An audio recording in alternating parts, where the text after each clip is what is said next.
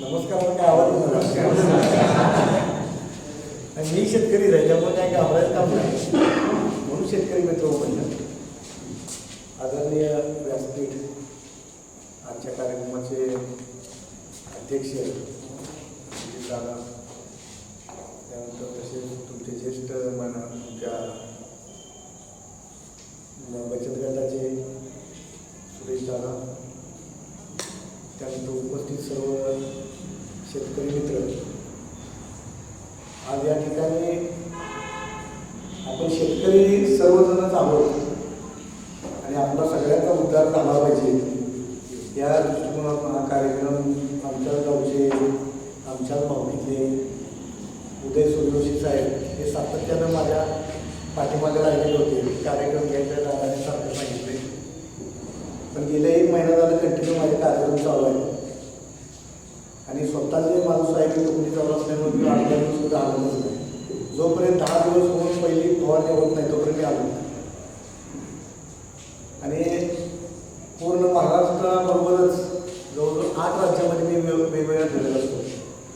त्यामध्ये गुजरात आहे, काही गुजरातचा भाग जो आहे, जसं आपल्यामध्ये ऊसाचं पीक मोठ्या प्रमाणात घेतलं जातं तसंच गुजरातमध्ये तुम्हाला माहीत असेल की भुईमुगाचं पीक मोठ्या प्रमाणात घेतलं जातं. पण कालांतरानं अशी परिस्थिती झाली की भुईमुगाचं क्रॉप हे कॉटनमध्ये डायव्हर्ट झालं. कॉटनचा खर्च त्या तोडण्याला परवडत नाही म्हणून पुन्हा ते सोयाबीनमध्ये डायव्हर्ट झालं. शेतकरी खूप हुशार असतात, ते नेहमी वातावरणाचा आणि बाजारपेठेला कल घेऊन शेती बदलत असतात. आपल्याकडे थोडासा अजूनही एक सारखाच कल चालू आहे, पण भविष्यात तो नक्की बदलेल यात शंका नाही. ही कदाचित सुरुवात असावी असं मला वाटतं या भागामध्ये. पण मी गेली 20 वर्ष झालं सोयाबीन करतो, त्यामुळे 20 वर्षामध्ये प्रचंड अनुभव घेतले. त्या सोयाबीनला असं लहानापासून म्हणजे बी बघितल्यानंतर सांगू शकतो आम्ही की हा बी काय लेवलचा आहे. इतका अभ्यास त्याच्यामध्ये करत राहिलो तरी अजून अभ्यास खूप कमी आहे. त्याचबरोबर राजस्थानच्या भागामध्ये सुद्धा मी करत असतो. कोटा वगैरे जे जिल्हे आहेत तिथं सोयाबीन मोहरीचं डायव्हर्जन सोयाबीनमध्ये व्हायला लागले, तिकडेही मोठ्या प्रमाणात सोयाबीन निघून जाते. त्यानंतर मध्य प्रदेश, भारतातलं सगळ्यात जास्त सोयाबीनचा आधार म्हणून जे ओळखलं जातं ते म्हणजे मध्य प्रदेश. मध्य प्रदेश हे भारतातलं 1 नंबरचं राज्य सोयाबीन पिकवत असल्यामुळं मध्य प्रदेश म्हणजे डायरेक्टर ऑफ सोयाबीन रिसर्च, म्हणजे मध्यवर्ती जसं ऊस गुळ संशोधन केंद्र असतं तसं सोयाबीन संशोधन केंद्र भारताचं जे ते मध्य प्रदेशमध्ये आहे. जवळजवळ 50 लाख हेक्टरवर सोयाबीन तिथं पिकवलं जातं. 50 लाख हेक्टर एवढ्या मोठ्या प्रमाणात क्षेत्र तिथं असतं. त्यानंतर नंबर येतो आपला महाराष्ट्राचा. महाराष्ट्रात साधारणपणे 25 लाख ते 40 लाख हेक्टर क्षेत्रापर्यंत आपण मजल मारली होती. पण यावर्षी कदाचित भारतात 1 नंबरला महाराष्ट्र राज्य असेल सोयाबीनच्या उत्पादकतेत आणि उत्पादन क्षेत्रामध्ये. कारण परवाच आमची ऑनलाईन मिटिंग झाली, त्याच्यामध्ये खांडीकर मॅडम म्हणून ज्या महाराष्ट्राच्या लीडर आहेत परंतु त्या DSRवर काम करतात, त्याच्या मेन आहेत, तर त्यांनी सांगितलं की महाराष्ट्र लवकरच यावर्षी म्हणजे हा जो सीझन असेल त्या सीझनला भारतात 1 नंबर सोयाबीनच्या क्षेत्रामध्ये आघाडीवर असेल, म्हणजे आघाडीचं राज्य म्हणून महाराष्ट्र होईल. आणि वस्तुस्थिती तशीच आहे की महाराष्ट्राचं जे क्षेत्रफळ आहे ते गेल्या वर्षी 35 ते 38 लाख हेक्टर क्षेत्र होतं, ते यावर्षी 50 लाख हेक्टर क्रॉस करेल अशी शक्यता दिसायला लागली. ज्याचं कारण एकच की जो उसाचा बेल्ट होता तो सुद्धा आता सोयाबीनमध्ये डायव्हर्ट होणार आहे. कारण आत्ताची परिस्थिती तुम्ही बघितली, कदाचित तुम्ही सर्वजण गेले नसाल. नाशिक असेल, आता माझ्याबरोबर बरेच जण फिरत असतात, नाशिक, नगर, त्याचबरोबर औरंगाबाद या भागामध्ये, तर अजूनही ऊस उभे आहेत तिथं अशी परिस्थिती. त्यामुळे त्या लोकांना चांगलाच अनुभव आला की ऊसाच्या क्षेत्राचे काय दुष्परिणाम दिसायला लागले ते. आणि त्यामुळे ते लोक बऱ्यापैकी ऊसा आत्ता जे ऊस तुटून गेले ते सगळं काढून टाकून सोयाबीनमध्ये डायव्हर्शन. त्यामुळं बियाणाच्या मोठ्या प्रमाणात तुटवडा यावर्षी पासण्याची शक्यता असल्यामुळे गव्हर्नमेंटनं उन्हाळी बीज उत्पादनाचा कार्यक्रम घेतला, त्याचं कारण ते. त्यानंतर नंबर लागतो कर्नाटकचा. कर्नाटकमध्ये मोठ्या प्रमाणात सोयाबीन पिकवलं जातं. कर्नाटकचा जो नदीच्या बाजूचा बेल्ट आहे तो सर्व ऊसामध्ये डायव्हर्ट होता, तो आता पुन्हा सोयाबीनमध्ये, उन्हाळी सोयाबीन असेल किंवा पावसाळी सोयाबीनमध्ये डायव्हर्ट व्हायला. त्याचबरोबर आपल्या लगेच महाराष्ट्राचा आणि कर्नाटकची बाँड्री असा असणारा जो तेलंगणा प्रांत आहे तिथे मोठ्या प्रमाणात सोयाबीन लावायला लागले. कारण जवळजवळ 4 भाग त्या भागामध्ये करून आलो. आणि आणि तिथेही प्रचंड उत्सुकता लोकांमध्ये लागलेली आहे की सोयाबीनची. मला वाटतं गुलबर्ग्यापासून 200 किलोमीटर अंतरावर एक गाव लागतं, बिदरच्या पुढं आहे, मला नाव ते लक्षात आता नाही. तिथं RSSचे काम करणारी एक मोठी व्यक्ती आहे, त्याच्यामध्ये कोणतं तरी एक पद असतं. ते व्यक्ती परवाच मला कॉन्टॅक्टमध्ये होते. ते म्हणाले की 1000 हेक्टरवर आम्ही सोयाबीनचा प्रयोग यावर्षी घेतो आणि तो पूर्ण राज्यामधला पथदर्शी प्रयोग असेल आणि पूर्ण राज्यामध्ये सोयाबीन ड्रीप बोर्ड करण्याला त्याचा माणूस आहे. म्हणजे भविष्यात सोयाबीनला एवढी मोठी डिमांड असावी असं कदाचित आम्हालाही वाटायला लागले की इतकं मोठी राज्य वेगवेगळी याच्यामध्ये उड्या टाकायचं. त्याचं कारण काय असतं आणि मग याच्यामागचा थोडासा किंवा आपण तर 20 वर्ष झालं सोयाबीन करतोय, पण सोयाबीन पिकाबद्दल आपल्याला काहीच माहिती नाही. आपण फक्त सोयाबीन टोकतोय, काढतोय, बाजारात विकतोय ना, याच्या पलीकडे आपलं काय नाही, फक्त उत्पन्न वाढवलं म्हणजे झालेलं नाही. पण त्याचबरोबर आपल्याला त्या सोयाबीनची प्राकृतिक अवस्था काय आहे, जागतिक बाजारपेठेची काय डिमांड आहे ही माहीत पाहिजे आहे. म्हणून आपण त्याच्यामध्ये थोडासा अभ्यास करायचा प्रयत्न केला. काही तज्ज्ञ लोक यूट्यूबवरून असेल किंवा नेटवरून मला भेटत गेले, जसे की राकेश शर्मा म्हणून एक आहेत व्यक्ती जे लाओसमध्ये आपले भारताचे राजदूत म्हणून काम करतात. ते नुकतेच माझ्या संपर्कात आले, ते व्हिडिओ यूट्यूबचा बघितला, मला माझ्याशी कॉन्टॅक्ट केला आणि बराच वेळा आमच्या हिंदीमध्ये त्यांचं माझं संभाषण झालं. तर त्यांनी सांगितलं की भविष्यामध्ये जे वॉर आहे ते कदाचित कुपोषणासंबंधित वॉर असते. एकमेका देशाचं रसद अन्नधान्याची बंद केली जाईल आणि मग ते युद्ध कुपोषित करून किंवा उपाशी लोकांना मारूनच युद्ध जिंकली जाते, असा काहीसा प्रकार घडण्याची शक्यता आहे.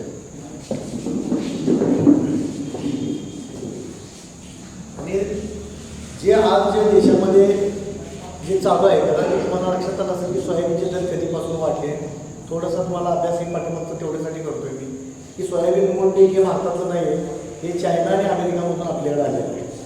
आणि त्यामुळं आपल्याकडे या हवामानामध्ये ते जजमेंट घ्यायला बराचसाच कालावधी त्याने घेतला. सुरुवातीच्या ज्या व्हरायटी होत्या त्या आपल्याकडे खूप कमकुवत व्हरायटी आपल्याकडे ती आली होती. मोनॅटो नावाची व्हरायटी होती, त्याच्या अगोदरची त्याच्यापेक्षाही वीक होती आणि तिचं आवरेज खूपसं जास्त येत नव्हतं आणि बऱ्यापैकी आपण ती खाण्यासाठी पण वापरतो.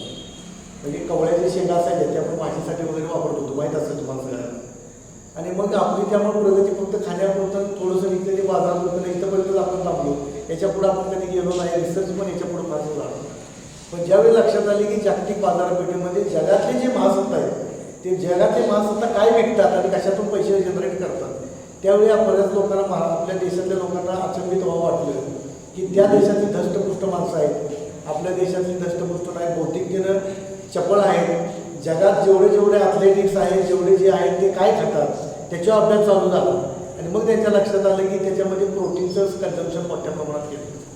आणि मग आपल्याकडे तर प्रोटीन इतकं महाग आहे की एवढी बॉटल जर घेतली तर 700-700 रुपयाला ते डबा मिळतो आणि मग आपल्यात काही एवढं महाग खाणारे लोक नाही. आणि मग अशा पद्धतीनं आपल्या देशातले लोक मग आहे त्या परिस्थितीतच आपलं सगळं चालू असतं.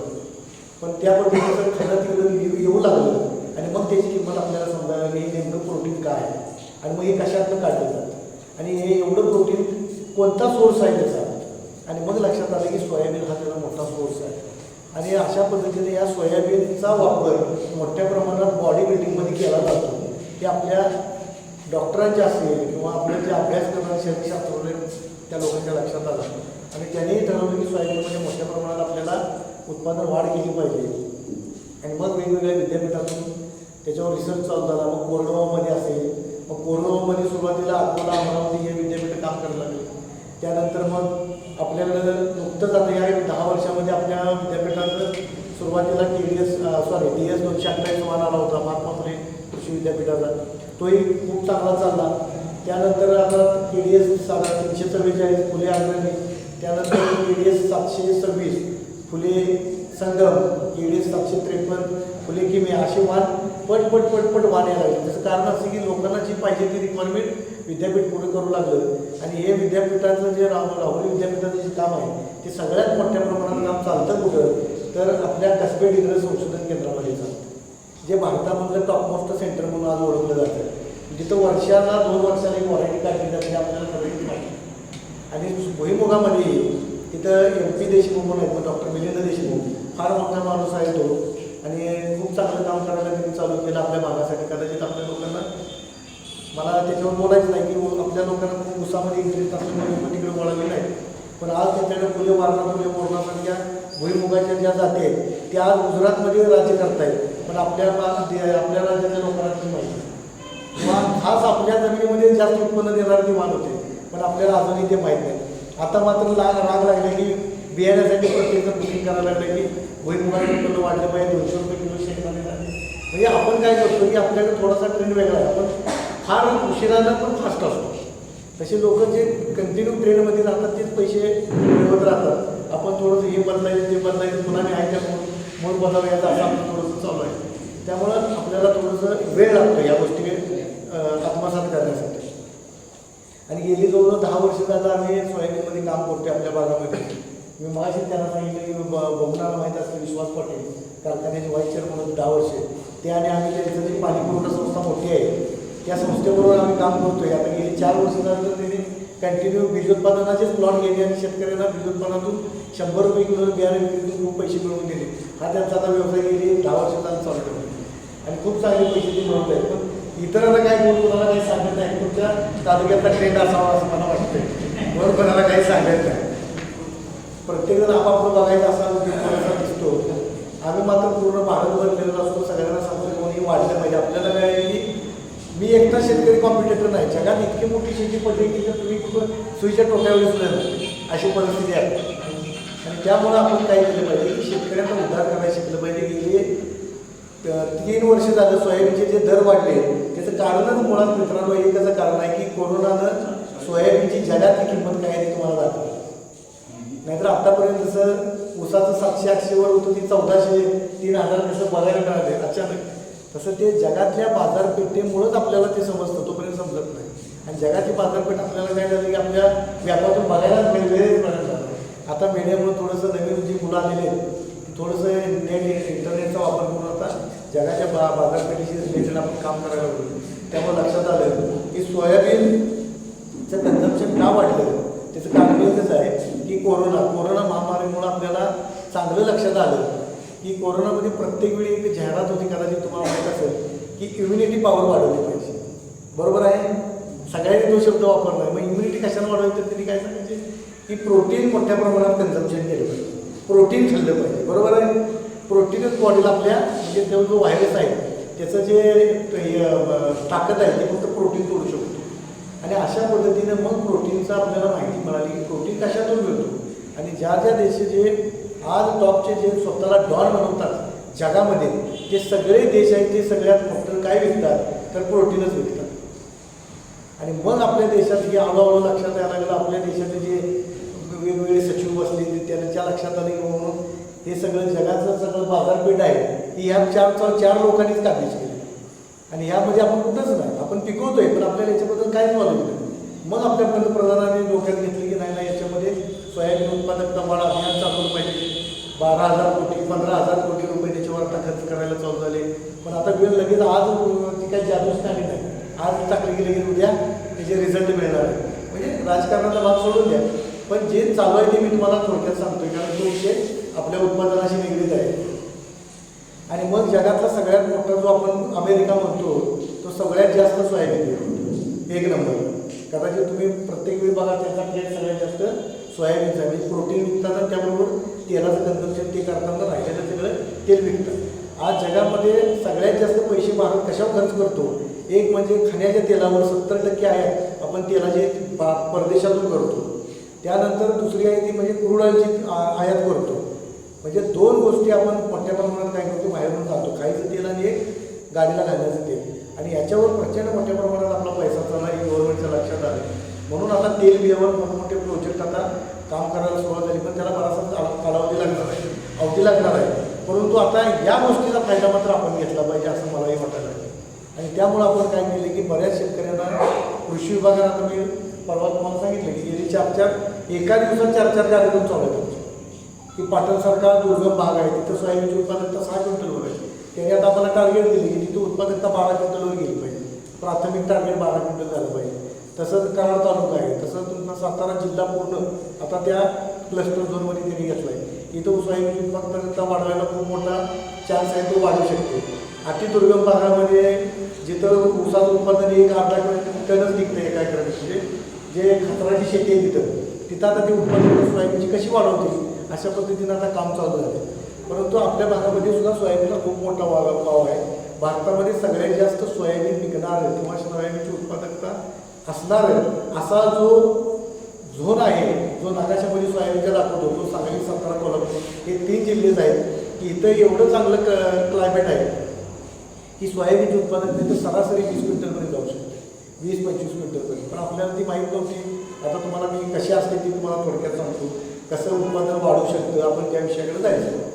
तर जगामध्ये आत्ताच मी सांगितलं की जे टॉपमोस्ट देश आहेत, जे स्वतःला महासत्ता म्हणतात देश जगाचे, त्याच्यामध्ये अमेरिकामधला इंडियाना प्रांत जो आहे तिथं मोठ्या प्रमाणात सोयाबीन पिकवलं जातं. एकच सिंगल क्रॉप घेतलं जातं. पुढं जर पाऊस कंटिन्यू राहिला तर मका घेतात, नाही तर काही घेत नाही. 6 महिन्याचं सोयाबीन असतं तिथं. एकदा पेरलं की ते हार्वेस्टिंग करेपर्यंत सगळं फवारणी वगैरे, स्कॅनिंग मशीन, सगळं अद्यावधी टेक्नॉलॉजी आहे तिथं. आणि त्या पद्धतीने एकरी सरासरी उत्पादकता 45 क्विंटल ते 55 क्विंटलपर्यंत. एकरी किती?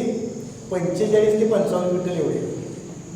त्यामुळे 1 नंबरला ते आहे, 2 नंबरला चायना, 3 नंबरला रशिया, हे 3 देश. आणि 4 नंबरला वापरणारा सगळ्यात मोठा देश काय असेल सोयाबीन, तर तो आहे युरोप. युरोपमध्ये सगळ्यात जास्त, युरोप फिरून आलो माझ्या लक्षात आलं की युरोपमध्ये प्रचंड मोठ्या प्रमाणात थंडी पडते आणि लोकांना तिथं प्रोटीन फूड खूप खावं लागतं. प्रोटीन डायरेक्ट कन्झम्पशन केलं जात नाही, तर ते डुकराला चारा म्हणून घालतात. जी सोयाबीन असते ती तुमची पोल्ट्री फीडमध्ये वापरली जाते, मत्स्यपालनमध्ये वापरली जाते, गायीला वापरली जाते चारा म्हणून. आणि ह्याच्यातून काय केलं जातं, मांसाचं उत्पादन मोठ्या प्रमाणात केलं जातं आणि ती एनर्जी जनरेट केली जाते. म्हणजे एनर्जीचं रूपांतर एखादं दुसऱ्यात केलं जातं. त्याच्यासाठी तिथं प्रोटीन फूड म्हणून ते सोयाबीन वापरलं जाते, ज्याला आपण DOC म्हणतो. आपल्याला आतापर्यंत फक्त DOC एक्सपोर्ट होते एवढंच माहिती, पण त्याच्यामध्ये काय असते आपल्याला माहीत नाही. डिऑइलरी के म्हणजे तेल काढून राहिलेलं मटेरियल जे जातं त्याची किंमत सोयाबीनपेक्षा जास्त. म्हणजे सोयाबीनची जी किंमत आपल्याला आज मिळते त्याच्यापेक्षा जास्त किंमत त्या DOCची आहे. मग तेल तर बाजूला जाईल. एवढं मोठं ती बाजारपेठ आहे, जशी साखरेची आहे तशी ती मोठी बाजारपेठ आहे. परंतु आपल्याला आता ती माहीत झाली. आता आपल्याही देशात त्याच्यामध्ये खूप मोठ्या प्रमाणात काम करायला लागलं. त्यामुळे गेल्या 4 महिन्यापासून सोयाबीनचं एक्सपोर्ट बंद झालेलं आहे. त्यामुळे जे तुम्ही 10,000, 12,000ची स्वप्न बघत होता ती थोडीशी धुळीस मिळाली. पण काय झालं की शेवटी आपला देश पण टिकला पाहिजे. जर इथून तुम्ही 12,000 सगळं सोयाबीन विकून टाकलं आणि उद्या आपल्यावर जर वेळ आली प्रोटीन जर खायची किंवा तो व्हायरस जर आपल्या इथं आला आणि इम्युनिटी पॉवर लोकांच्याकडे असेल तर पैसे मिळून काय पैशावर तुम्ही जगू शकणार नाही. पुन्हा त्यांचंच उत्पादन तुम्हाला जगायसाठी विकत घ्यावं लागेल. हे गव्हर्नमेंटच्या लक्षात आल्यामुळे गव्हर्नमेंटनं पटदिशी सगळं बॅन करून दिलं. आता गव्हाचं सुद्धा उत्पादन बघितलं असेल पण गहूसुद्धा एक्सपोर्ट बंद करून टाकला गव्हर्नमेंटनं. कारण गव्हाचे दर 4,000वर गेले. आपल्या देशातली माणसं खाऊ शकणार नाहीत, कारण शेवटी लोक जगवून हा सुद्धा फार मोठ्या देशापुढचं आव्हान असतं. आणि अशा पद्धतीनं जे प्रॉडक्ट आहेत भविष्यामध्ये ह्या गोष्टी वाढत जाणार. एक वॉर झालं तरी ही परिस्थिती आता निर्माण झालेली आहे. आज तेलामधलं साधारण सोपं एक उदाहरण सांगतो. कदाचित आपलं जबाबदारी आपण शेतकरी म्हणून की भविष्यात कशाला काय दर येणार आहे याचा सुद्धा अभ्यास आपण केला पाहिजे. कोणतरी सांगावं मग करावं याची अपेक्षा न करता आपण आज प्रत्येकाकडं अँड्रॉइड मोबाईल आहे, सगळे फीचर्स तुम्हाला बघायला मिळतात. काय जगामध्ये चालू आहे नवीन मुलांनी शिकलं पाहिजे आणि त्या पद्धतीने पुढचा कला आपण डेव्हलप केला पाहिजे. आज बघा की चायनाने आपलं वॉर चालू झालेलं. आज सिंगापूर, मलेशियानं आपल्याला पाम तेल बंद करून टाकलं, कंबोडियानं आपलं पाम तेल बंद करून टाकलं, श्रीलंकेनं आपलं पाम तेल बंद केलं. ज्या देशाचा ज्या देशावर वर्चस्व आहे त्यांनी त्या देशाची काय करायची, गोची करायची, त्याला ते मटेरियल सप्लाय करायचं नाही. तिथं प्रचंड महागाई वाढवायची आणि त्या देशाचं काय करायचं, चलन कमी प्रमाणात म्हणजे करन्सीची व्हॅल्यू नष्ट करायची आणि तो देश काय करायचा, डब गायला नाही. जसं बँक एखादी डब गायला आली की अवसानात निघते आणि तो देश कुठल्या तर मोठ्या महासत्तेनं चालवायला घ्यायचं. हे नवीन वॉर चालू झालेलं आहे. या गोष्टी डोक्याच्या पलीकडे आहेत, पण फार अभ्यास करण्यासारखे. आपण फक्त आपल्या गावात राहतो, आपण काय त्याचा विचार करत नाही. पण आज देशाचा विचार करणं खूप महत्त्वाचं आहे. त्यामुळे आज इथून पुढे आपण ह्या गोष्टीचा अभ्यास केला पाहिजे की जगात काय चाललं आणि आपल्याला काय करायला पाहिजे. आणि आज सरासरी 6,000च्या पातळीला सोयाबीनचे दर ठेवण्यामध्ये गव्हर्नमेंट यशस्वी झाले. भविष्यात तुम्हाला 6,000 हा बेस असेल असं आम्हाला सुद्धा किंवा तज्ज्ञांना सुद्धा वाटतं. पुढची काय परिस्थिती राहणार तर कोणच सांगू शकत नाही. कारण इंडियामध्ये प्रांतामध्ये सुद्धा आता पाऊस पडायला पाहिजे होता, पण आता तो पडलेला नाही. कदाचित दुष्काळ पडला तर फायदा भरपूर होईल तुमचा, पण एक्सपोर्टच होणार नाही. त्यामुळे तुम्हाला या दरावर समाधान मानावं लागेल, अशी परिस्थिती आहे. तर मित्रांनो, सोयाबीन हे खूप महत्त्वाचं पीक आता आरोग्याच्या दृष्टिकोनातून पुढे यायला लागलेलं आहे. त्यामुळे आपल्याला आता त्याच्यावर खूप मोठं काम केलं पाहिजे. 7,000 10,000 दराची अपेक्षा नंतरचा विषय आहे, पण निदान उत्पादकता वाढायला खूप मोठा चान्स आपल्या भागामध्ये. तर मित्रांनो, मी सोयाबीनच्या सर्वात महत्त्वाचं आपल्या भागामध्ये चालणाऱ्या जातीची निवड करणं खूप महत्त्वाचं आहे. पहिला विषय, आता आपण सोयाबीन शेतीकडे आता बोलतोय, हे पहिल्यांदा थोडंसं इंट्रोडक्शन करून दिलं की सोयाबीन काय आहे, जगात कुठून कसं आलं हे आपण आता शिकलो. पण आता त्याचं उत्पादन पण घेतलं पाहिजे. थोडक्यात माहिती ठीक आहे, अजून खूप मोठी माहिती आहे ती सांगायला काय मजा नाही तुम्हाला, ती नंतर कधी तर आपण बसून त्यावेळी त्याच्यावर अजून चर्चा करता येईल. परंतु आता सीझन आला आहे तोंडावर, आपल्याला त्या सीझनवर काम केलं पाहिजे. तर सोयाबीनमध्ये आपल्याकडे चालणारी सर्वात महत्त्वाची जास्त उत्पादन देणारी जात खुले अग्रणी आहे, जी मोठ्या प्रमाणात उत्पादन देते. म्हणजे तिला आम्ही अडसाली ऊसाचा दर्जा देतो. जसा अडसाली ऊस 1.5 वर्षाचा असतो, तसं ती पण 4.5 ते 5 महिन्यामध्ये येणारे वाण आहे. म्हणजे 4.5 कधी कधी 5 महिन्यापर्यंत सुद्धा तो दिवस घेतो. त्यानंतरचा आहे तो वाण 4 महिन्यामध्ये येणारा वाण आहे, जो KDS 726 फुले संगम या नावानं ओळखला जातो. सगळ्यांना माहीत असताना पेपरला तुम्ही नाव ऐकता, फुले संगम.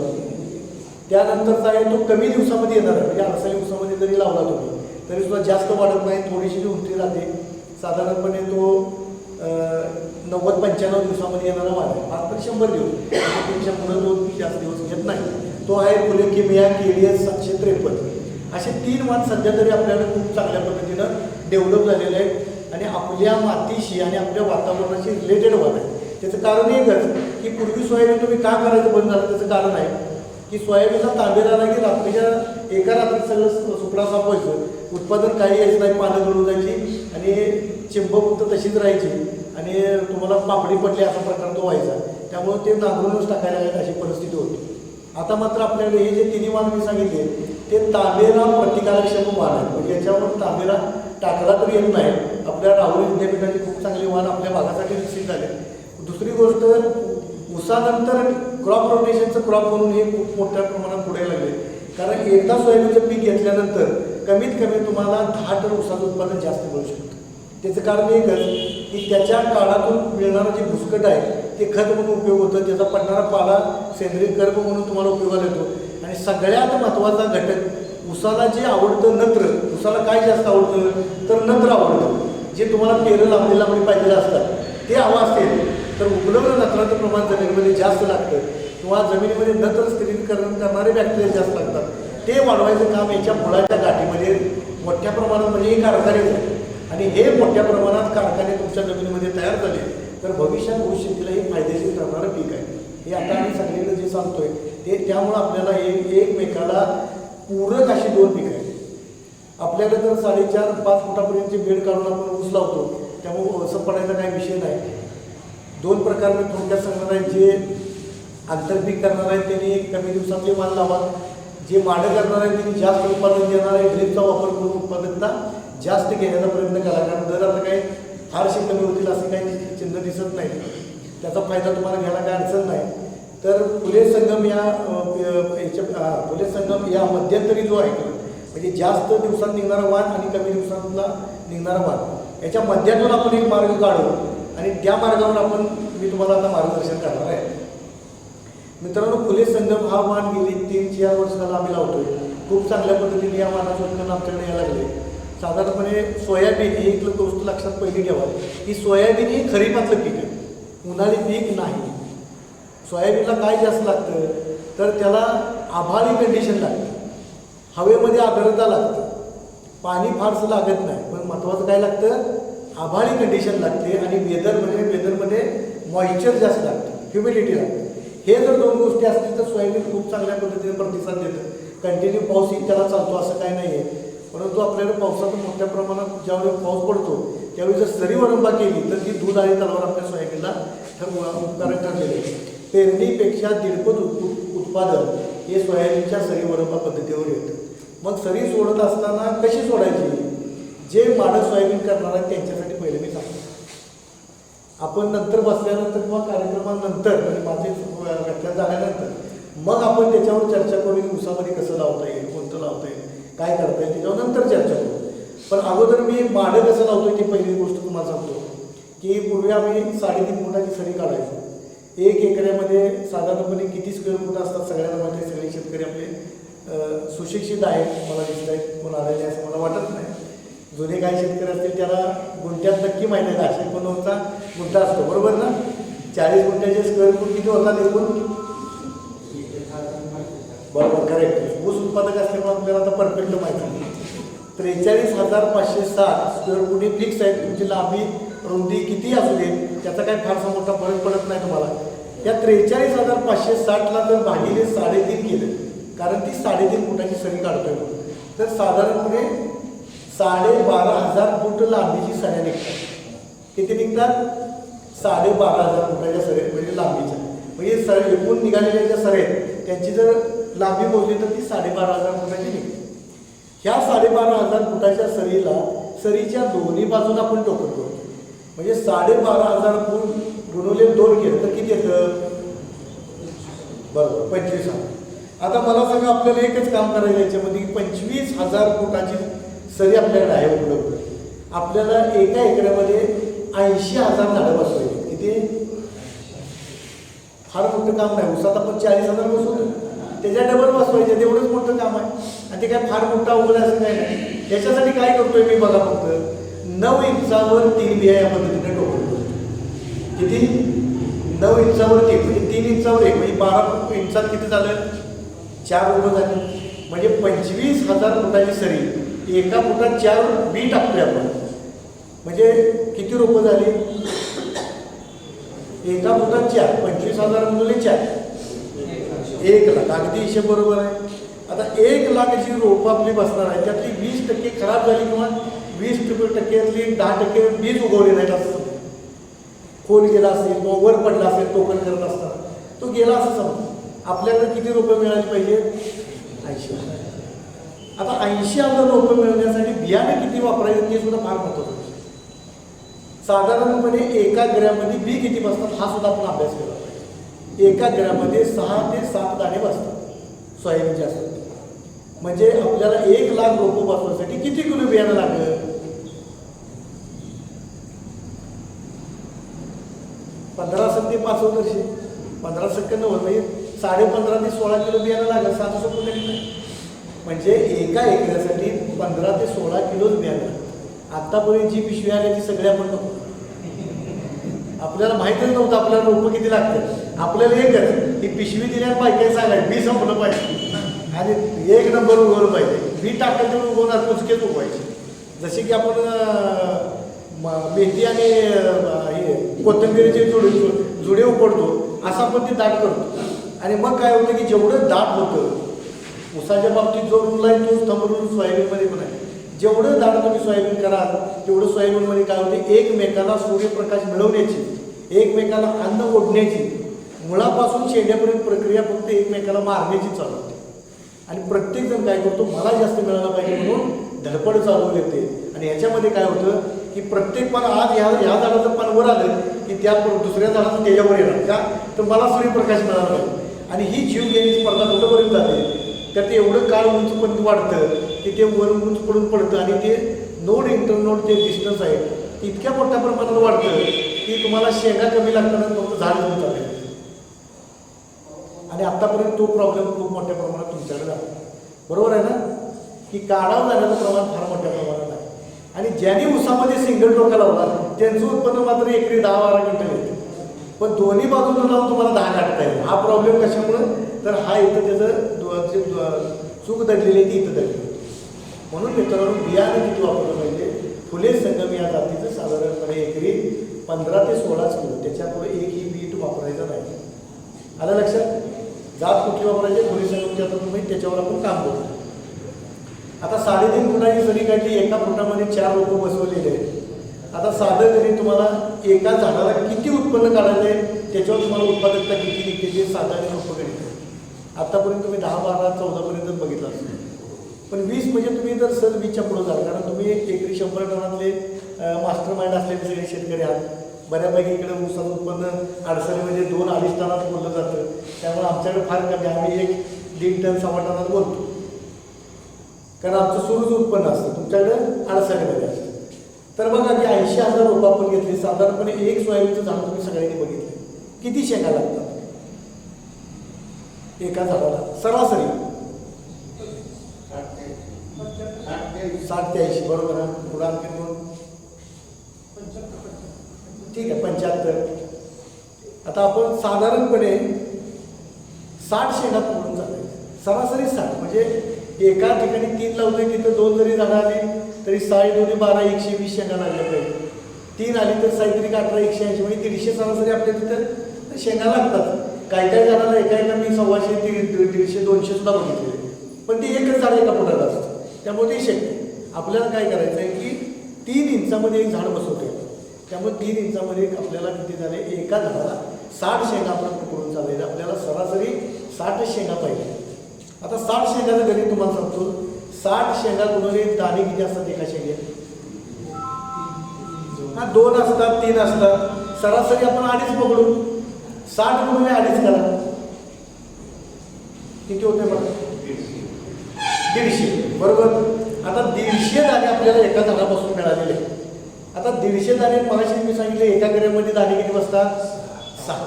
आता 150 भागिले 6 केले किती ग्रॅम उत्पन्न आलं? 25 ग्रॅम. म्हणजे गणित तुमचं पक्का आहे का अडचण? आता 25 ग्रॅम गुणवले आपल्याला 80,000 झाड आहे. 25 8 किती होते सांगा? म्हणजे 20 क्विंटल आवडे यायला पाहिजे होतं, पण आपलं येत नाही. त्याचं कारणच आहे काय, एक तर आपल्याकडे झाडं जास्त असतात आणि त्यामुळे उत्पन्न येत नाही आपल्याकडे, कारण बियाणाचं प्रमाण आपण जास्त वापरतो. दुसरी गोष्ट, जे लोक पेरतात तिथं झाडं तेवढी राहत नाही. कारण तिथे काय होतं, पेरं लागली खाली जातं वर जातं, मोठ्या प्रमाणात खांडाळ्या पडतात आणि त्यामुळे झाड प्रत्येक एक झाड गेलं की 25 ग्रॅम गेलं. हे सरासरी उत्पादन मी सांगायला होतं. जर तुम्ही चांगल्या पद्धतीने आम्ही सांगतो हे व्यवस्थापन केलं तर 35 ग्रॅमपर्यंत आपण एका झाडाला येऊन घेऊ शकतो. किती? 35 ग्रॅम. म्हणजे 80,000 रुपये गुणवले 35 ग्रॅम किती होतं?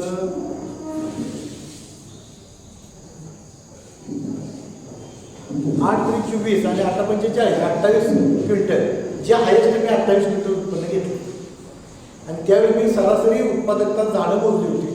झाडं किती आहेत तीच बघितली, शेंगा किती आहेत बघितल्या, एका ह्याच्या दाणे किती बसतील बघितले. त्यावेळी मला लक्षात आलं की सोयाबीनला एका झाडाला किती येतं उत्पन्न, तर आपण आत्ता 35 ग्रॅमपर्यंत पोहोचतो. पण आपल्याला 40 45 50 ग्रॅमपर्यंतचा टप्पा सुद्धा आपण पार करू शकतो. ज्या दिवशी आपण 50 ग्रॅमचा टप्पा पार करू त्यावेळी आपण 40 क्विंटलला जाऊ शकतो. आणि त्यांची जी सरासरी आहे ती साधारणपणे 60 ग्रॅम प्रति प्लांट आहे. आणि त्यांचे जे झाडाची संख्या आहे ती 1 लाख पर एकर ही प्लांट पॉप्युलेशन आहे. कोणाचं? तर हे अमेरिका. म्हणजे 1 लाख गुणवले 50 ग्रॅम किती झालं? 50 क्विंटल. आपल्यामध्ये यांच्यामध्ये काय डिफरन्स आहे त्याचाही अभ्यास झाला. आपण तिथे का जाऊ शकत? आता त्यात आपण जात नाही, त्याचा पण एक फार मोठा घटक आहे. त्यांच्याकडे 6.5 महिन्याचा वाण आहे, आपल्याकडे 4 महिन्यातच निघायला पाहिजे. काय तर लोक मध्ये 3च महिने निघलं पाहिजे. मग 3 मध्ये तुम्हाला 50 काढता येईल का? त्यांच्याकडे साधारणपणे 2.5 महिन्यात फ्लावरिंग चालू होतं, 5.5 महिन्यापर्यंत फ्लावरिंग चालतं आणि शेवटच्या 1.5-2 महिन्यामध्ये ते भरलं जातं. म्हणजे फ्लावरिंगचा पिरियड त्या झाडाला जेवढा जास्त तेवढी उत्पादकता जास्त. आपल्याला काय झालं की लावलं की 3 महिन्यात काढून मोकळं झालं पाहिजे पैशाने. आणि आपल्याकडे काय झालं की आपल्याकडे थांबायची कॅपॅसिटी नाही. म्हणून आपल्याला खूप मोठं काम करायचं याच्यामध्ये की आपण हालचालीच्या उत्पादनाला जसं 1.5 वर्ष 20 महिने लागले, तसं जर सोयाबीनमध्ये सुद्धा वेटिंग पिरियड आणला तर आता मी भविष्यामध्ये विद्यापीठांना सुद्धा आम्ही असं सांगतो की आमच्या भागामध्ये ऊसाचं क्षेत्र मोठ्या प्रमाणात, आम्हाला ऊसानंतर 1 वर्ष जर बेवड म्हणूनची जर रान टाकायचं असेल तर आम्ही एकच सोयाबीनचं पीक घेऊ, त्यानंतर ताग ह्याच्या करू. पण एका पिकामध्ये आम्हाला 30-35 क्विंटल उत्पन्न निघालं पाहिजे. पण आता काय झालं की गव्हर्नमेंटनं त्याच्यावर बॅनच आणले आपल्या सेंट्रल गव्हर्नमेंट की 100 दिवसांनी पुढचे वानच काढायचे. का तर तुम्हाला 50 आणि 40 क्विंटलला न्यायचं. कारण त्यांची पॉलिसी काय मला माहीत नाही, गव्हर्नमेंटवर मी बोलू शकत नाही, मी खूप छोटा माणूस. पण आम्ही काय म्हणतोय की आम्हाला अशा व्हरायटी द्या की वर्षभर त्यातले जर 4 महिने जर पावसाळा आमच्याकडे राहत असेल आणि 2 महिने जर ड्रीपवर आम्ही ते व्यवस्थापन केलं, जे पावसाचं पाणी पडणार आहे ते त्याच्यामध्ये साठवून जसं बागेला खर्च करतो तसं, तर आज 50 क्विंटलपर्यंत आमचाही शेतकरी जाऊ शकतो. असं आम्ही प्लॅटफॉर्मवर आज मांडायला लागतो. तर 50 क्विंटल जर तो शेतकरी गेला तर आज 5-30 लाख रुपये विकू शकतात, जे आम्हाला 1-2 वर्ष वेटिंग करायची गरज नाही. आणि जमीन पण आमची चांगली राहील, जेणेकरून बेवडावरती क्रॉप आम्हाला चांगलं उत्पन्न मिळेल. कमी दर राहील, 4,000 राहील, 5,000, पण आम्हाला काहीतरी उत्पन्नाचं त्या अर्निंग चांगलं होईल. अशी आपण मांडणी करायला लागलो सातत्यानं. परंतु बघा भविष्यात काय परिस्थिती येते. पण उर्वरित भारताचा विचार करता गव्हर्नमेंट काय म्हणते की पाऊस हा 2 महिन्यात असतो आणि 2 महिन्यात येणारं पीक लावल्यानंतर 60-65 दिवसातच निघणारी जाते, भले ती 5 क्विंटल होती.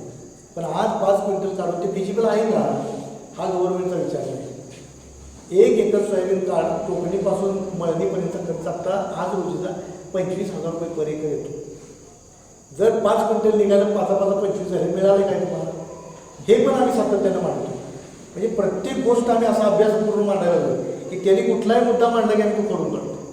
आम्हाला जास्तीत जास्त उत्पादनाचे माल निर्माण झाले पाहिजे, उत्पादकता वाढली पाहिजे. वर्षामध्ये भले एक क्रॉप, तो जर देश एक क्रॉप जो समृद्ध बनत असेल तर आम्हाला एक क्रॉप चालेल.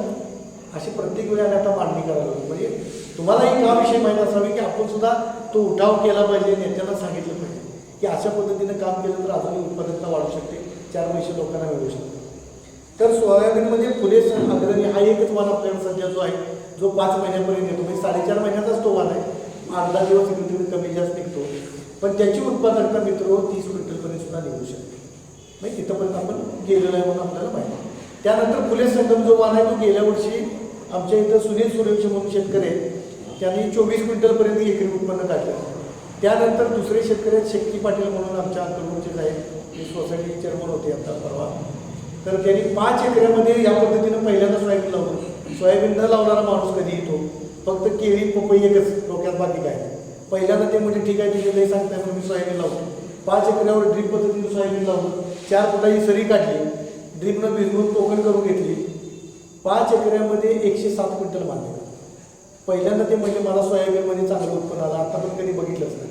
मी त्यांना सांगितलं बियाण्याला ठेवून चांगले पैसे होते, ते म्हणजे 8,000 जागा घ्यायला लागले. कधी नाही ते पैसे त्यांना 8 लाख रुपये मिळाले, ते लगेच घालून. म्हणजे लोकांना कधी ते सोयाबीन जाय आणि पैसे दिले इतकं ते धोकादायक करून आपल्याला वाटायला लागेल. जोपर्यंत खिशात पैसेच नाही तोवर ते सोयाबीन आपलं नवं, कारण पावसानं जोडवलं, घरात येताना भिजलं तरी ते हाताला लागेल नाही, असं ते रिस्की पीक असल्यामुळे आपल्याला थोडीशी भीती त्याच्याबद्दल खूप वाटते. तिसरा महत्त्वाचा मुद्दा म्हणजे भारतामध्ये सोयाबीन बियाणं जे लागतं ते खूप मोठ्या प्रमाणात, फक्त 50 लाख हेक्टर सोयाबीन गुणुले जर एका एकराला आपण 25 किलोची बॅग असते, 25 किलो केलं तर किती मोठ्या प्रमाणात किती लाख क्विंटल बियाणं लागतात, त्याचा हिसाब करा.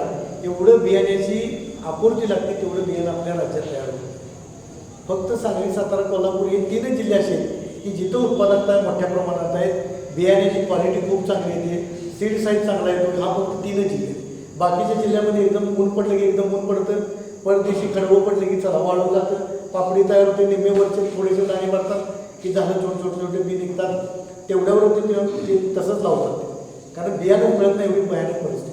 आणि त्यामुळं आपण बियाणं म्हणून सुद्धा महाबीजकडून असेल किंवा नॅशनल सीड असेल किंवा वेगवेगळ्या कंपन्याच्या, तुमच्याकडे शेतकरी कंपन्या आता माहिती आहे तुम्हाला, इस्लामपूरमध्ये 2-3 शेतकरी कंपन्यांचे बियाणं प्लॉट तयार करतात आणि ते बियाणं स्वतः या नावाने विकतात. अशा पद्धतीनं तुम्ही कंपनी फॉर्म करून सुद्धा बियाण्याचं प्रोडक्शन करू शकता. शेतकऱ्याला बियाणं विकायला काही अडचण नाही, फक्त नियमाप्रमाणे तुम्ही विद्यापीठाकडून सीड घेऊन त्या चेनमधून प्रॉपर व्यवसाय केला पाहिजे आणि त्याच्यातून तुम्हाला खूप चांगला फायदा होऊ शकतो. आज सोयाबीनच्या बियाण्याचे दर काय ते तुम्हाला कुणाला माहिती आहे? आजचे भाव काय आहेत सोयाबीनचे? 120 रुपये. ते शेतकऱ्याकडचा भाव आहे, कंपनीचा भाव काय आहे? 140 ते 160 महाबीजचा भाव आहे. आज तुम्ही इगर किंवा इगरचं जर सीड घ्यायला गेला 175 रुपये पासून एका किलोची, म्हणजे 150-200 रुपये किलोपर्यंत भाव गेले सोयाबीनच्या बियाण्याचे.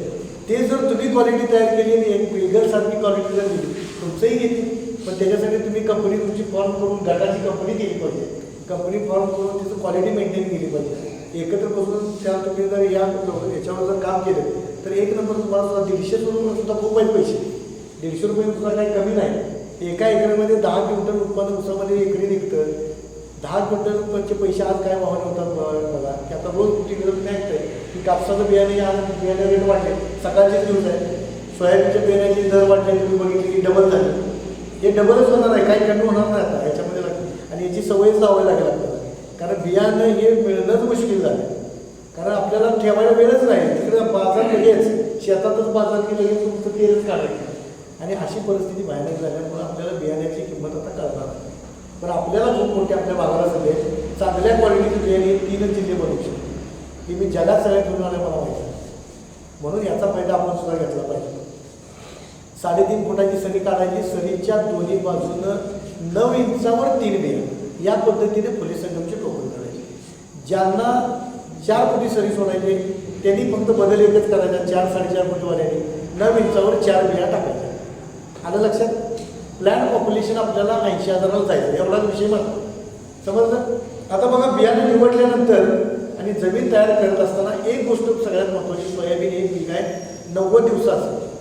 मगाशी मी सांगितलं 90 ते 100 दिवसात ते परिपक्वतेच्या अवस्थेकडे जातं, म्हणजे पानगळ चालू होते. पानं यायला चालू होतं 10 दिवसानंतर, ती 10 दिवस वजा केली तर सोयाबीन पीक हे 70 दिवसामध्येच सगळा कार्यक्रम आहे. म्हणजे तिन्ही स्टेज, स्वतः वाढणं, फुलं येणं, शेंगा भरणं, हे 70 दिवसामध्ये सगळं काम केलं जातं. त्यामुळं प्रत्येक शेवटचे मधले जे 70 दिवस आहेत खूप महत्त्वाचे दिवस आहेत. ह्या 70 दिवसामध्ये आपल्याला काय करायचं आहे बघा, जे खत द्यायचं आहे ते अगोदरच द्यायचं. कशातून द्यायचं आहे तर ते बेसल डोसमधून द्यायचं, पायाभरणीचा डोस. साधा आणि सोपा डोस आहे, जो सगळीकडे उपलब्ध होतो. आपल्या काळ्या जमिनीसाठी एकच आहे, एकरी 3 बॅग सिंगल सुपर फॉस्फेट घालायला. सगळ्यांना माहिती आहे. 1 बॅग निंबोळी पेंट, बाजारात निंबोळी पेंट तुम्हाला माहिती आहे का, 40 किलोची बॅग असते. 10 किलो दाणेदार गंधक सगळ्यांना माहिती आहे, उसाला वापरतो आपण.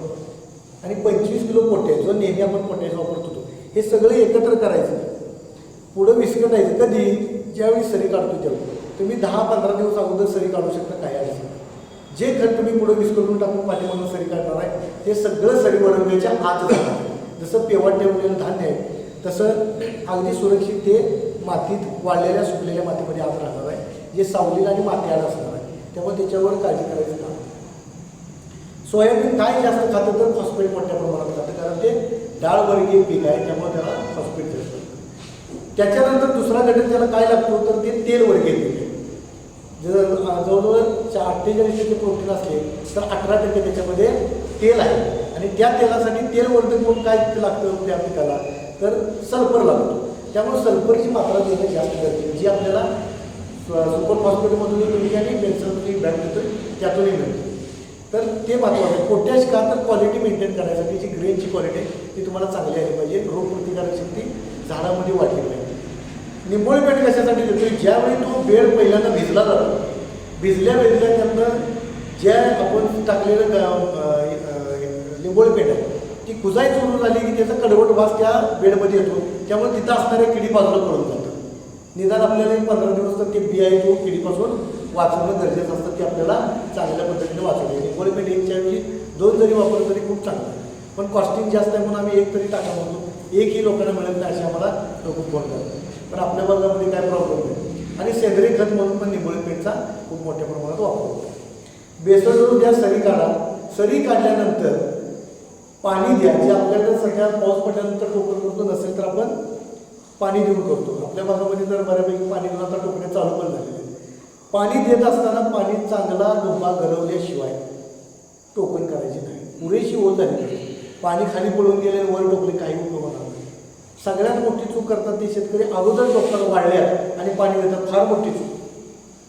जर तुम्ही पहिलं पाणी जमिनीला द्यायला लागला आणि त्या पाण्यात जर थोडंसं जरी जिथं पाणी पळतं तिथं थांबलं तर ते पाणी तुम्हाला उन्हात दुपारचं भाजल्याशिवाय राहत नाही. कारण ती जमीन एकतर तापलेली असते. पाणी त्यात दिल्यानंतर जसं तापलेल्या तव्यावर पाणी टाकतो तसा प्रकार जमिनीचा होतो. त्याच वेळी जर सोयाबीन तिथं जर बी टाकला तर तो काय होतो, गाभरला जातो किंवा तो केटात बनतो, कारण तो शिजला जातो. शिजलेली कुठली गोष्ट पुन्हा उगवत नाही. त्यामुळं पाणी देऊन ओल झाल्यानंतर जमीन शांत झाल्यानंतरच जमिनीमध्ये बी घालायचा, तोपर्यंत बी घालायचा नाही. ही सगळ्यात महत्त्वाची गोष्ट आहे. आणि तिथे एक परत सगळ्यात महत्त्वाची आपण चूक करतो. बरेच जर काय करतात, वाळ्यामध्ये टोकतात, पाणी देतात, आम्हाला सांगतात तुटाळा झाले, उगवलेलं नाही. त्याचा प्रॉब्लेम हा असतो. त्यामुळं आज पाणी द्या, उद्या टोकन करा आणि परवा दिवशी गोल मारा. तुम्हाला माहिती आहे गोल हे तणनाशक आहे जे कांद्यामध्ये वापरतात, पण आपल्या सोयाबीन शेतीला खूप चांगलं वरदान आहे. मारायची पद्धत खूप महत्त्वाची आहे. ते लेअर करणारं, फिल्मिंग करणारं तणनाशक आहे. जर योग्यरित्या जर फवारणी त्याची केली तर तुम्हाला तण 1.5 महिन्यापर्यंत एकही तण येणार. पण ते जर व्यवस्थित नाही मारलं तर 100% तण येतं. मग कसं मारलं पाहिजे ते? ज्या सरीत तुम्ही चालताय, समजा या सरीतून मी चालतोय तर या बाजूच्या सरीतलं मारत असताना अलीकडच्या सरीतून चाललं पाहिजे, जेणेकरून आपला मारलेल्यावर पाय पडता कामा नये. जर त्याच्यावर पाय पडला तर जिथं जिथं पाय पडले तिथं तर म्हणून आपण मारताना कसं मारतो प्रत्येक वर्षी त्या बाजूनं मारत जायचं, त्या बाजूनं मारत वर यायचं आणि शेवटची एक सरी लागते ती फक्त उलट्या हातानं मारून घ्यायची, एवढं पद्धतशीर मारतो. बरं एका एकरामध्ये तणनाशक मारायचं किती हे सुद्धा एक लिमिट आपल्याला माहीत पाहिजे. 200 लिटर पाण्यामध्ये 200 ml औषध असते आणि 200 लिटर पाणी 200 ml द्रावण एका एकराला पुरलं पाहिजे. अशा पद्धतीनं मोजूनच मारायचं. सऱ्या किती आहे ते लिटर किती केले ते बरोबर जर मारलं तेवढा जाडसर थर झालं की 100% तर उगवत नाही. तुम्ही कुठल्या तर कॉन्ट्रॅक्टरला सांगणार मार म्हणून, तो येणार मारणार कसं जाणार तुम्हाला माहिती आणि मग तुम्ही म्हणणार त्या औषधाचा काय उपयोग आहे. औषध प्रामाणिक आहे, मारण्याची पद्धत तुम्ही वापरली नाही त्यामुळे तो प्रॉब्लेम होतो.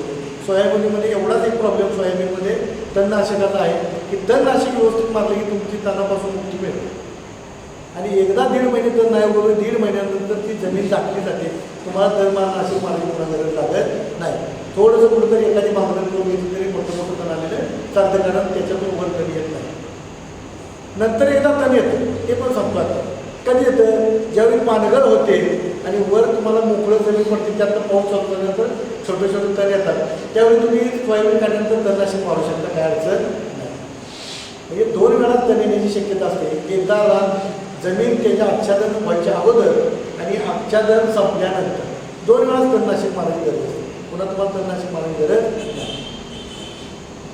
आपण काय करतोय बघा, एका एकरासाठी 15 किलो बियाणं घेतल्यानंतर 3 ग्रॅम विटामिन्स पावडर किंवा गावचो जी बाहेरचं मिळतं ते किंवा सांगितले लक्षात ठेवा. ते काय करतो 3 ग्रॅम प्रति किलो बियाण्यासाठी आणि त्याच्याबरोबर ते लावून अगोदर घ्यायचं आणि त्यानंतर PSB रायझोबियम हे त्याला लावून घ्यायचं आणि लगेच 10 मिनिटांनी सुकवून टोकणी करायला सुरुवात करायची. टोकणी करत असताना एका जागी 3च बिया पडली पाहिजे याची काळजी घ्यायची आणि त्या पडत असताना त्याच्यावर मातीत झाकल्या गेले पाहिजे याची पण काळजी घेणं खूप गरजेचं आहे. अशा पद्धतीने टोकन करून घ्या. टोकन केल्यानंतर तुम्हाला सांगितले तणनाशक मारून घ्या. आता टोकणीची तारीख ही खूप महत्त्वाची. जशी लागणीची तारीख येतो कशासाठी येतो तर ती नोंद करायची असते, कारखान्यात तोड येणार असते म्हणून घेतो. पण इथं मात्र सगळा कार्यक्रमच आहे तो त्या तारखेवर. ज्याला ही तारीख लिहिता आली त्या पद्धतीने जो चालला त्याला उत्पन्न 100% चांगलं मिळणार. तो रोग किडीपासून 100% वाचतो. रोग आल्यानंतर जर मारायला गेला तर त्याच्यावर आपल्याकडे औषध नाही. पण रोग आणि कीड यायच्या अगोदर कधी काय मारायचं हे मात्र मला माहिती, कारण मी ते 20 वर्षामध्ये मला अनुभवातून समजलं की अगोदर कधी येतं ते त्याच्या अगोदरच मारायचं म्हणजे ते येणार नाही. तर बघा सोयाबीनमध्ये खोडमाशीचा प्रादुर्भाव मोठ्या प्रमाणात होतो. खोडमाशी इतकी चतुर असते की तिला माहीत आहे की सोयाबीन आलेल्यावर 2 डाळी, त्याच्यावर आलेलं सिंगल पान, त्याच्यावर आलेलं 1 पान, असं झालं की तिला लक्षात येतं की हे खोड मला आता अंडे टाकण्यासाठी खूप उपयुक्त आहे आणि त्याच्याबरोबर लगेच साधारणपणे 12-13 दिवशी तुम्हाला दुसरं पान आलेलं दिसतं. म्हणजे ज्यावेळी 2 पानं 3-3 पानाची वर पानं येतात त्यावेळी ते झाड बॅलन्स कंडिशनमध्ये उभं राहतं. ते लगेच सणासणी हालत नाही. बॅलन्स कंडिशन झाली की लगेच लक्षात येतं तिला की लगेच काय करते सुईसारखं टोक असते त्या माशीला, त्याला ती भोग पाडते आणि त्याच्यामध्ये अंडे टाकून निघून जाते. हा कार्यक्रम साधारणपणे 10-11-12 दिवसामध्ये घडतो. त्यावेळी ही कंडिशन आलेली असते.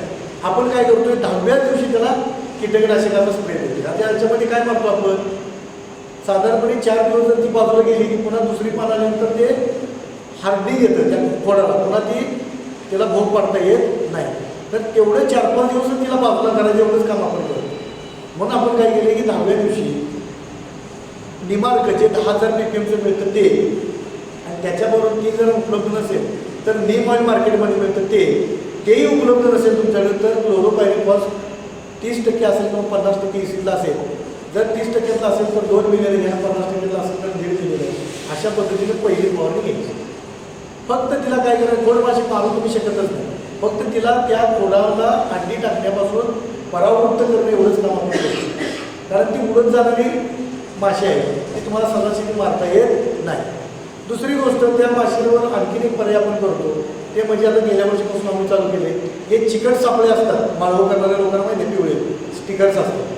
ते साधारणपणे 20 वर जर शेतामध्ये अडकवले तर त्यालाही ती चिकटून राहते. अशा पद्धतीने 2 पद्धतीने तिचा आता बंदोबस्त केला पाहिजे. तुम्ही फक्त 10व्या दिवस व्यवस्थित काळजी करून घेतला तर तुम्हाला ती चांगल्या पद्धतीने खोडमाशीचं नियोजन करता येते. नसेल तर 80व्या दिवशी खोडमाशीनं त्या झाडाचं धावून लागतं हे तुम्हाला लक्षात येईल. तर काय होतं दहाव्या दिवशी जर फवारणी नाही मारली तर 80व्या दिवशी असं दिसतं की अकाली पानं पिवळी व्हायला चालू होतात. सोयाबीन तर काढायला आलेलं नसतं, शेंगा तर दिसतात कोचटच, पण पानं घालायला सुरुवात होते आणि ते सगळं पापड अशी झाडं 25% दिसतं. होतं काय ती गोडमाशी काय करते, खोडामध्ये अंडे टाकून निघून जाते. ते अंड्याच्या आळीत रूपांतर होतं.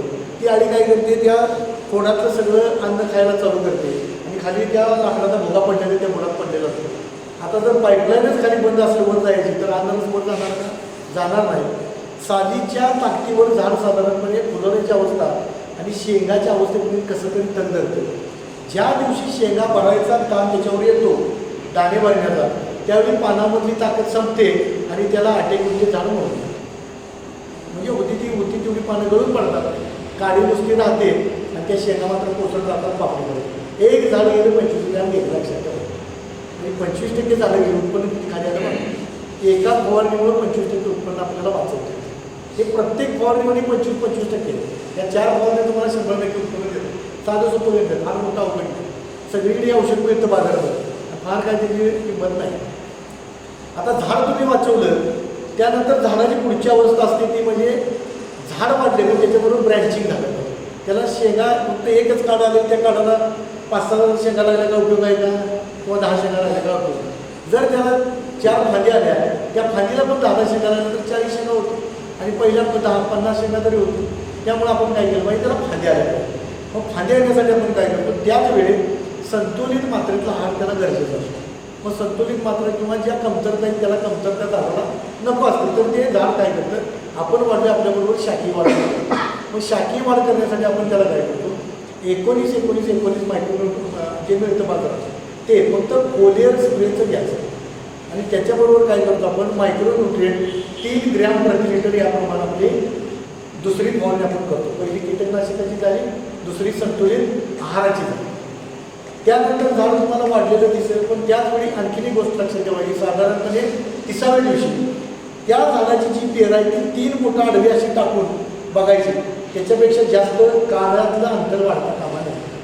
ते जर वाढायला लागलं तर लक्षात ठेवायचं आपल्या जमिनीमध्ये नत्राचं प्रमाण जास्त झालं किंवा उपलब्ध नत्र जास्त आहे. समजा कोणी मेंढ्या बसवली असते किंवा पहिले ड्रीपमधून खूप खतं दिली असते, ते उचलायला चालू झाले असं आपल्या लक्षात आलं पाहिजे.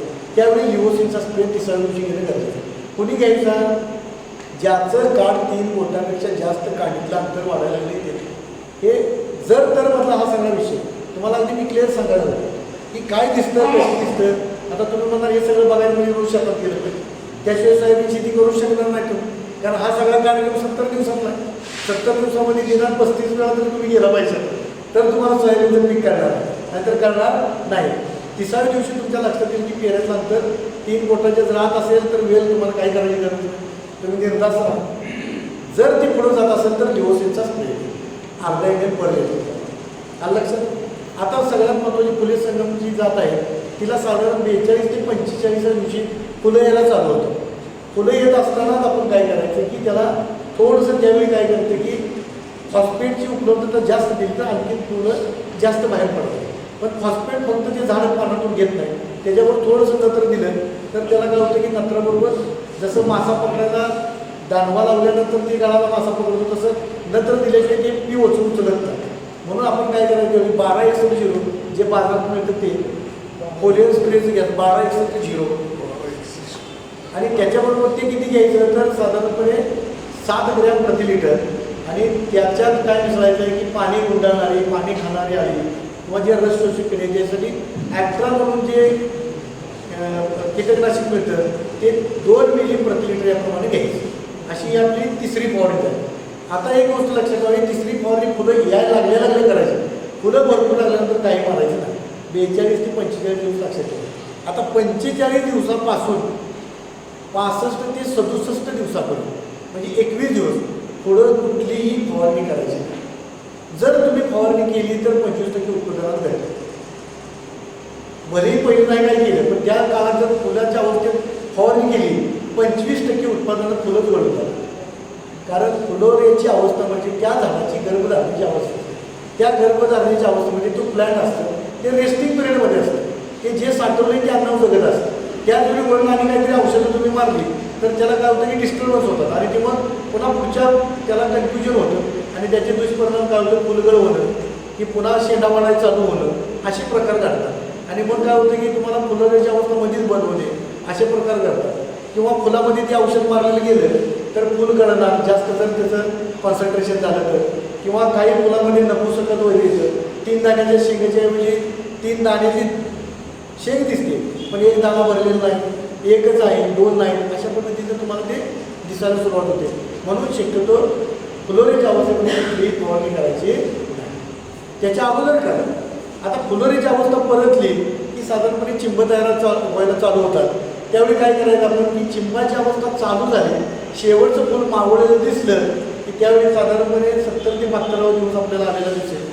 वातावरणानुसार कमी जास्त 1-2 दिवस प्लस मायनस होत राहतात, पण 70 दिवस पकडून जातात.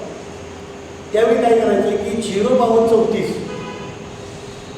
7 ग्रॅम प्रति लिटर आणि त्याच्यामध्ये M45 जे करपा असतो किंवा ब्लॅक स्पॉट असे याच्यावर टिपके पडतात, त्याच्यामुळे बियाणं सगळ्याच्या संभावना असते किंवा पोचून होण्याची शक्यता असते. त्याच्यासाठी आपण करतो M45 2 ग्रॅम प्रति लिटर. अशा आपली 4थी फवारणी. अशा 4 फवारणी सोयाबीनला खूप महत्त्वाच्या आहेत 70 दिवसात. मी मगाशी सांगितले 70 दिवसापर्यंत सगळे नियोजन करणं गरजेचं आहे. त्यानंतर आपण काय करतो साधारणपणे 85व्या दिवशी जर गरज असेल तर 0050 हे 7 ग्रॅम प्रति लिटर किंवा पोटॅशियम सोनाट म्हणून नावाला मिळतं ते. आणि त्याच्याबरोबर गरज असेल तर खूप कीड वाढली असेल तर कीटकनाशक नसेल तर समजा मोठ्या प्रमाणात तांबेरा आला आहे बाजूला किंवा करप्याचं प्रमाण वाढले असं वाटलं तर तुम्ही कॉन्टॅक्ट 1 ml त्याच्यामध्ये मिसळलं तर चालेल. आणि आता काही मिसळायची गरज नाही, फक्त 0050ची फवारणी घ्या.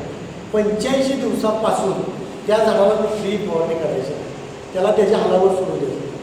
साधारणपणे 105 दिवसानंतर ते तुम्हाला 20 दिवसानं परतून ते काढायच्या कंडिशनमध्ये आलेलं दिसेल. जर तुम्ही त्यानंतरही फवारणी करत राहिला तर असं होईल की शेंगा वळलेल्या दिसतील पण पाणी करणार नाही, काढ ओलं दिसेल, पळणी करायला माणसं येणार नाही, शेंगा फुटल्या तरी पाणी हिरवी करायची आणि मग तुम्हाला तणनाशक मारून ती पानं पाडावी लागतील. हे का दिसतं तर अतिरिक्त फवारण्याचा परिणाम त्याच्यावर दिसतो म्हणून ते टाळणं खूप गरजेचं आहे. तर अशा पद्धतीनं आपल्याला जे नियोजन आहे ते 85 दिवसापर्यंत करायचं आहे. सोयाबीनचं बियाणं जे लोक स्वतःसाठी पुढच्या वर्षी वापरणार आहेत त्यांनी आणखीन एक गोष्ट पाळायची की बियाणं आता बाजारातून विकत घेण्यापेक्षा जे सुज्ञ शेतकरी आहेत, चांगले शेतकरी आहेत, त्यांना वाटतं की आपल्याला पुढच्या वर्षी आणखीन उत्पादन वाढलं पाहिजे, तर त्यांनी चांगलं बियाणं स्वतःचं ठेवायचं असेल तर कसं ठेवायचं. तर साधारणपणे सोयाबीन काढायला आलं की आपल्याला झाडं समजतात कुठलं झाड चांगलं आहे, कुठलं झाड कमी उत्पादनाचं आहे. जेवढी चांगली झाडं जी उत्पादनाची दिसतील किती लागतात. आता तुम्हाला मी मगाशी सांगितली 25 ग्रॅम एका झाडाला येईल, जे चांगलं आहे त्याला 50 ग्रॅमपर्यंत देऊ शकतं. अशी झाडं ओळखायची. 35 ग्रॅमपेक्षा जास्त 25 ग्रॅमपेक्षा जादा उत्पादन देणारी जी झाडं असतात ती थोडीशी शेतात करून शोधायची, तिथं छोट्या काटक्या देऊन रवायच्या आणि काढणीच्या वेळी ते बाजूला काढून घ्यायचं आणि ते काय करायचं बडवून तुम्ही बियाणं बाजूला किंवा मळणी करून बाजूला मळणी केली तर शेवटच्या क्षणी चालते. कारण शेवटी व्हरायटी ती एकच आहे, त्यामुळे दुसरी व्हरायटी त्यात मिसळणार नाही. ती 2-3 गटुळे ती शेवटच्या वेळी टाका आणि त्याचं बियाणं बाजूला. म्हणजे तुमच्या जमिनीमधलं रुजलेलं, तुमच्या जमिनीमध्ये रमलेलं, तुमच्या जमिनीमध्ये जादा उत्पादन देणारं असं बियाणं तुम्हाला निवडता आलं पाहिजे. ते जर निवडलं तर ते बियाणं पुढच्या वर्षी वापरलं तर त्याच्यापेक्षाही पुढचा परफॉर्मन्स त्याचा वाढत राहतो. त्यामुळं असं बियाणं निवडायला शिकलं पाहिजे, तर उत्पादनामध्ये वर्षाला तुमची वाढ होत जाणार. आपण काय करतो, काढले की बाजारात जाऊन मोकळं होतो आणि जे कुठं उपलब्ध असेल ते बियाणं आपण घेतो, त्यामुळे आपल्याला हे प्रॉब्लेम दिसायला लागले. म्हणून सिलेक्शन पद्धतीने बियाणंसुद्धा निवडायची गरज आहे. आता बघा ज्यांनी बियाणं प्लॉटच तयार केलेलं आहे त्यांच्यासाठी महत्त्वाची सूचना आहे. सोयाबीन काढलीनंतर घरी आणल्यानंतर ती पोटी तशीच ठेवायची नाही. घरामध्ये जी मोकळी जागा आहे त्याच्यामध्ये ती सोडून काय करायची, ती पसरून टाकायची, जेणेकरून त्याच्यात बघितलं तुम्ही मळणीनंतर जर ते आणून जर विस्कटची हात जरी घातला किंवा पाय जर लागतो तुमचा, प्रचंड गरम झालेलं ते बियाणं असतं आणि ते जर तसंच तुम्ही बॅगेत म्हणून 4 दिवस ठेवलं 100% जर्मिनेशन फेल झालं. काय होतं, फेल झालं. ते आतल्या थांबवलीनं उघडतं आणि आत एकदा पूज लागली त्याला कुकुलला त्याच्या आपल्या की ते पुन्हा बियाणं वळत नाही. म्हणून काय करायचं, ज्याला बियाणं ठेवायचं आहे, बियाणं करायचं आहे, त्यानं अशा पद्धतीने सावलीला आणून टाकायचं. 2 दिवस हवा फॅन वगैरे आत लावला तर हवेनं निघून जातं. मी साधारणपणे 2 असे फॅन ठेवलेले आहेत. 1 गुंठ्याचं मी शेड मारलेलं आहे. त्या शेडमध्ये आणून ते टाकतो आणि दोन्हीकडचे दरवाजे मोकळे ठेवतो. रात्री फॅन लावतो दोन्हीकडे. ते हवेनं काय होतं, त्यातली उष्णता सगळी निघून जाते, आर्द्रता कमी होते, थोडंसं थंड होऊन द्यायचं. थंड झाल्यानंतर मग काय करायचं, त्याला उन्हामध्ये वाळवायचं. उन्हामध्ये जसं वाळवलं तसं पुन्हाने आणून तिथं त्या पट्टीवर एका बाजूला टाकत राहायचं. टाकल्यानंतर ते ग्रेडिंग करायचं, त्याची घाण स्वच्छ करायची. स्वच्छ केल्यानंतर ते बॅगेत पिशव्या भरायच्या. कसल्या प्लॅस्टिकच्या पिशवीत भरायचं नाही. मग कशात भरायचं तर गोनपाटाच्या बॅगेत भरायचं, जेणेकरून बाहेरचं मॉइश्चर ते बाहेर ठेवून आणि आतलं जे टेम्परेचर आहे ते आत मेंटेन ठेवून अशा पद्धतीच्या बॅगा वापरायच्या. त्यानंतर आपण काय करायचं, जर्मिनेशन त्याचं टेस्ट करायचं. कसं करायचं, साधं सोपी गोष्ट आहे. साधारणपणे 100 बिया घ्यायच्या. 100 बिया जसं आपण घरामध्ये मोड आणतो, मोड आणायला जे पडकं वापरतो घरात, सगळे मोड आणून मोडाची भाजी खातो आपण. त्याच याच्यामध्ये काय सांगायचं घरातल्या आपल्या महिलांना की याला मोड आणायचे. 100 बिया निवडा, त्यात टाकून भिजवून बांधून टाका. तिसऱ्या दिवशी तुम्हाला समजेल कितीला मोड आले. ज्याला चांगले मोड आले त्याचं जर्मिनेशन झाले म्हणायचं, जे आलेले नाही ते बाद आहे म्हणायचं. समजा 100 पैकी 80-90 बियाला जर्मिनेशन आलं, 1 नंबर जर्मिनेशन आहे. साधारणपणे 70च्या पुढे बियाण्याला जर्मिनेशन आलं पाहिजे, मोड आले पाहिजे, ते बियाणं चांगलं आहे म्हणायचं.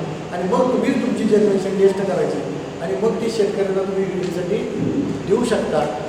अशा पद्धतीनं तिची ठेवण करत असताना सुद्धा 3च्या वर ते पोती लागणार नाहीत अशा पद्धतीने ठेवायची. बोजासुद्धा जास्त ठेवल्यामुळं जर्मिनेशन झाण्याची शक्यता असते. इतकं सोयाबीन नाजूक पीक आहे. त्यामुळं सुरुवातीपासून काढणीपर्यंत आणि काढणीपासून मार्केटपर्यंत तुम्हाला माहिती सांगितली. मार्केटमध्ये सुद्धा सोयाबीन विकत असताना 2 वेळा तेजी आणि 2 वेळा मध्ये असते, कायम लक्षात ठेवा. ती सुद्धा कशी असते सांगतो. ज्यावेळी सोयाबीन तुमचं काढलं जातं त्याला पहिल्यांदा येते, त्याला म्हणतात सुगीची मंदी असते. त्या मंदीमध्ये तुम्ही जास्त सोयाबीन विक्री करायचं नाही. काय करायचं, त्यावेळी जे उत्पन्न आलं आहे त्याच्यात 25%च हिस्सा विक्री करायचा, बाकीचा हिस्सा घरी आणून ठेवायचा आणि सुकवून ठेवायचा व्यवस्थितरित्या. सोयाबीन 2-2 वर्ष 3-3 वर्ष खराब होत नाही, त्याला घाबरण्याचं काही कारण नाही, फक्त वाळवून चांगलं ठेवायचं.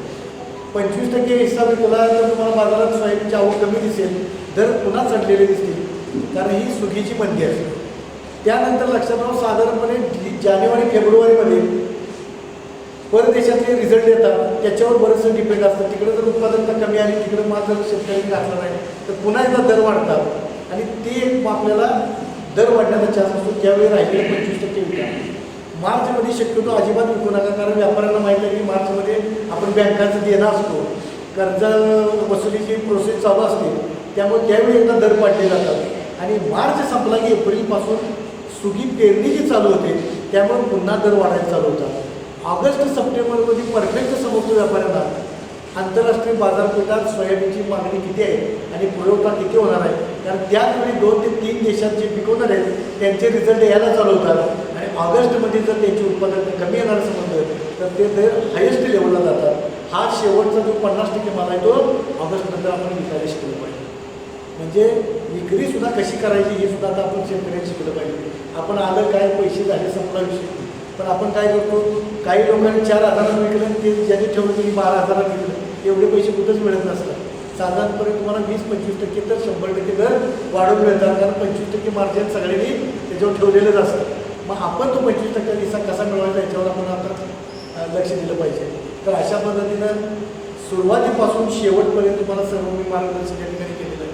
आपण खूप शांततेनं ऐकून घेतलं, तुम्ही मध्ये चुळबुळ केली नाही, अतिशय एकाग्रतेने मी सगळ्यांच्याकडे लक्ष देतोय. तुम्ही व्यवस्थितरित्या सगळं ऐकलं आणि या ठिकाणी माझ्यापेक्षाही वयाने जास्त असणारे, शेतीचा अनुभव असणारे लोकांनी ऐकून घेतलं, त्याबद्दल त्यांचं मी धन्यवाद मानतो. चुकलं असेल तर मोठ्या मनाला माफ करावं. आणि आज या ठिकाणी मला आयोजकांनी इथं येण्याची संधी दिली, माझे 4 शब्द मांडण्याचे, मी जे प्रयोग केले ते तुमच्याकडून मांडण्याची संधी दिली, त्याबद्दल मी आयोजकांचं आभार मानतो आणि या ठिकाणी थांबतो. जय हिंद, जय महाराष्ट्र.